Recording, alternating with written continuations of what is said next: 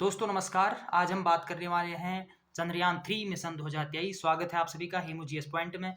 यहाँ पर मैंने एक आउटलाइन तैयार करी है जो 4 पॉइंट हैं, इन पर चर्चा करेंगे। उससे पहले हम चंद्रयान फर्स्ट की बात करते हैं। जब भारतीय अनुसंधान संस्थान, अंतरिक्ष अनुसंधान संस्थान ने चंद्रयान फर्स्ट लॉन्च किया था सन 2008 में, उस समय भारत के स्पेसक्राफ्ट ने ही पता लगाया था कि चंद्रमा में पानी है। उसके बाद दुनिया भर में होड़ मची और दुनिया की विभिन्न देशों ने चंद्रमा पर स्पेसक्राफ्ट भेजे और अलग-अलग उनके रिजल्ट सामने आए।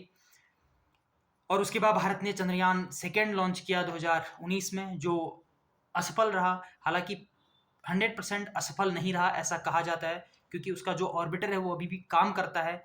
उसका जो लैंडिंग रोवर है वो क्रैश हो गया था। और मैं आपको बता दूं कि जो स्पेस क्राफ्ट होते हैं वो अलग अलग प्रकार के होते हैं।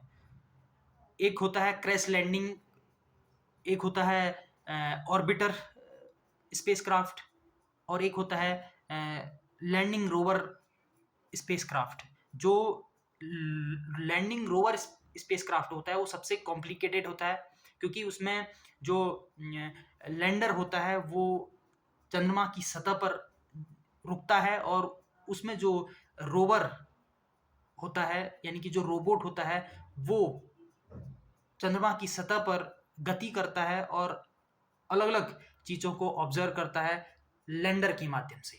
तो बहुत ज़्यादा कॉम्प्लिकेटेड होता है, बहुत ज़्यादा इसके चांस बहुत कम होते हैं सफल होने के। तो आज जो जब मैं ये वीडियो बना रहा हूँ तब चंद्रयान 3 का जो लैंडिंग रोवर है वो चंद्रमा की सतह पर पहुंचने वाला है। तो हम बहुत ही नजरें गड़ाए हुए देखे हैं, उम्मीद है कि वो सफल हो जाए।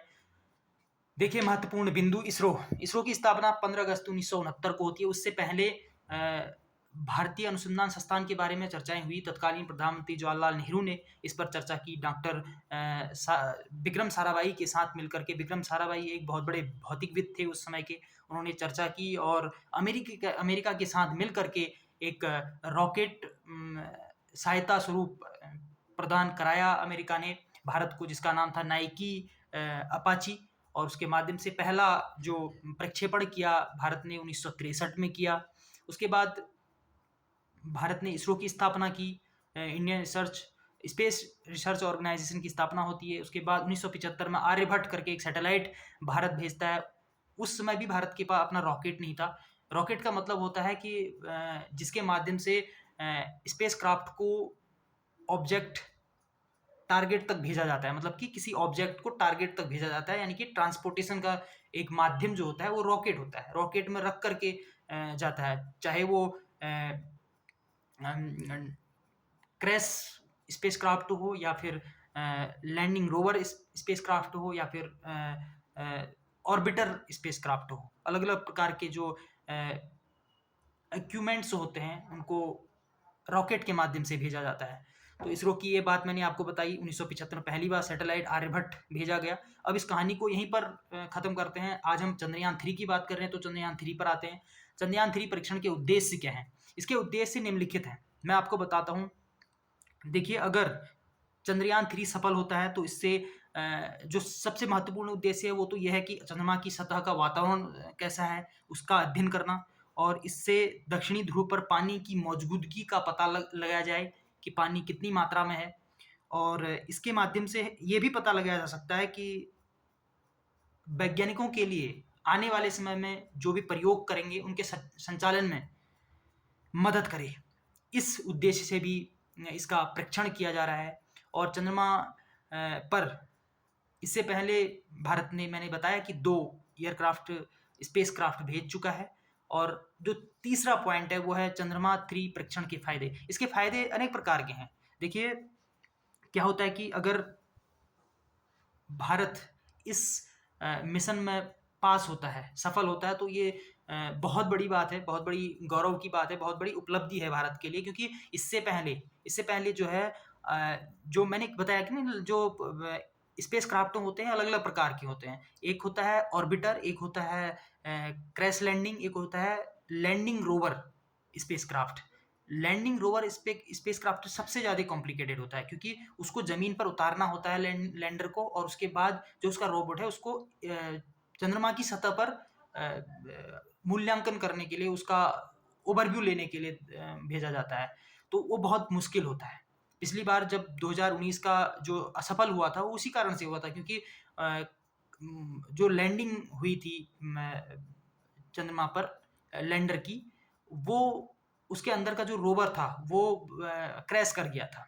तो कहीं ना कहीं ये बहुत कॉम्प्लिकेटेड होता है। आज तक पहली बार यूएसएसआर ने, यानी कि रसिया ने 1966 में, उस समय यूएसएसआर था, तो 1966 में पहली बार सफल परीक्षण किया है रोवर का, लैंडिंग रोवर का सफल परीक्षण किया है। उसके बाद अमेरिका और चाइना ने कर रखा है। चौथा देश होगा, भारत चौथा देश होगा जो लैंडिंग रोवर सफल परीक्षण करेगा। और उससे पहले जब यूएसएसआर और अमेरिका ने सफल परीक्षण किया लैंडिंग रोवर का, उन्होंने 15 प्रयास किए जो असफल रहे।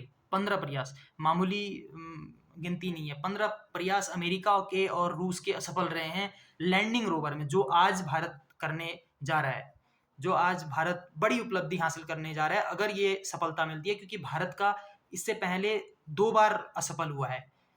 जो 2008 का चंद्रयान फर्स्ट था वो असफल नहीं कहेंगे, वहाँ पर तो कई साक्ष्य हमें मिले। और 2019 का जो लैंडिंग रोवर था वो असफल रहा, क्योंकि वो क्रैश कर गया था। तो ये बहुत बड़ा एक फ़ायदा होने वाला है, क्योंकि चौथा देश बन जाएगा भारत दुनिया में जो लैंडिंग रोवर सफल करेगा। और उपलब्धि देखिए क्या होता है कि जब भारत